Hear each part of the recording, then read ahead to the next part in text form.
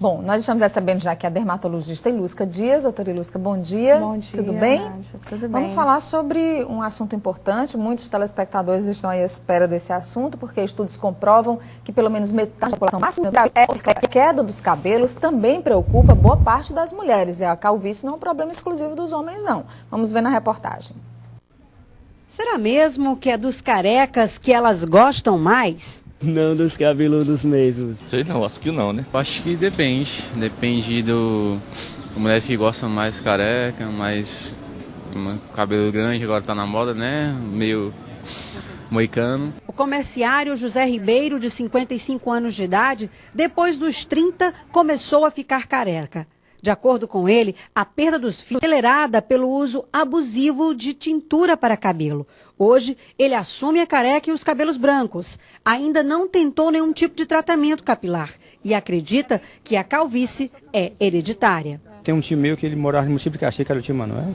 Ele, inclusive, era calvo mesmo, careca mesmo. Inclusive, ele até faleceu. Meu pai também era careca. Inclusive, eu tenho um primo meu que mora no Maranhão, que ele é careca, bastante careca, né? A queda de cabelo é normal. Em média, o ser humano perde cerca de 50 a 100 fios por dia.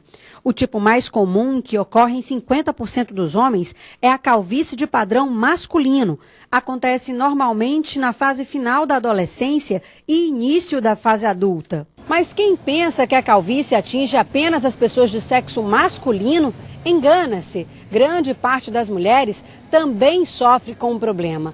E elas são bem mais preocupadas com a queda de cabelo do que eles. A calvície feminina é um problema que deixa a mulher com a autoestima prejudicada, com ansiedade e muita depressão. Nas mulheres, o problema também pode ser uma herança genética. E o histórico de calvície pode vir tanto do lado do pai como da mãe.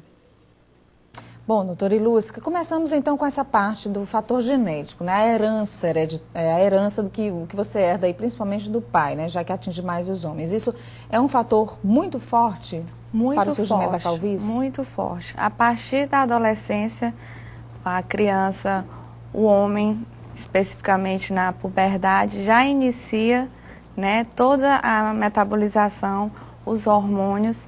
Então, daí já tem que estudar a genética deste adolescente, para saber se vai contar futuramente com a calvície, que é um termo popular, no termo médico, é chamado de alopécia androgenética. Agora, não é só o fator genético, não é só o fator hereditário, né? O que mais pode pesar para que a calvície apareça no ser humano? No caso dos homens, pode ser o nível de estresse, deficiência vitamínica também, mas lembrando que homem é mais fator hereditário, genético. No caso das mulheres, deficiência vitamínica, alteração hormonal, aquelas mulheres que têm algum cisto no ovário, né? Ou hirsutismo, que é o aparecimento inadequado de pelos onde não deveriam estar. No caso, na região do mento, formando barba, se dá o hirsutismo. Com isso, deve-se fazer uma pesquisa se ela tem alguma alteração que justifique essa perda de cabelo. Esses produtos químicos utilizados, as tinturas, utilizado para alisamento, isso pode de alguma forma provocar uma calvície temporária? Ela pode ser revertida ou é definitiva? Pode sim. No início, corrigida, ela é revertida. No caso do formol, que as escovas progressivas que estão na moda... Todo mundo quer ter o cabelo liso, né? É o alisamento, a moda é o cabelo liso. Então, isso desestrutura todas as proteínas do cabelo, desde a matriz, aonde foi fabricado o folículo piloso. Então, tem uma perda difusa em todo o couro cabeludo da mulher. É um fator também que mais está levando as mulheres aos consultórios, é por conta da escovinha progressiva. Doutora, estou caindo cabelo. Alisou? Tem quanto tempo? Tem que saber qual o produto que foi utilizado nesse alisamento. O formol é um deles. Bom, no caso dos homens, então, já que a calvície atinge pelo menos metade da população masculina, nos primeiros sinais da calvície, é possível tomar-se alguma medida para pelo menos, desacelerar esse processo? Sim. Temos algumas medicações tópicas, né, que é a base de minoxidil. E isso são algumas gotinhas colocadas num couro cabeludo seco 2 vezes ao dia.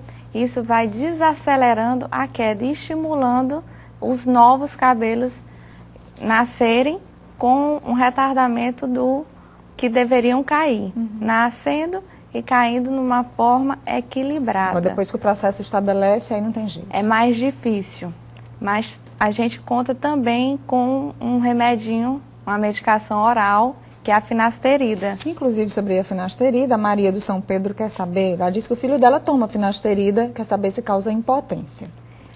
Em 2% da população masculina pode sofrer alguma disfunção erétil ou inibição ou diminuição da libido. Mas isso tudo é controlado, isso tudo é visto pelo médico. Deve-se fazer um controle bioquímico do uso da finasterida para saber se ela não está fazendo nenhum efeito hepatotóxico também. E a longo prazo, essa finasterida deve ser dada, ela em uso prolongado, ela está fazendo efeito. Quando você retira a finasterida, novamente há uma queda. É um tratamento realmente longo. Longo.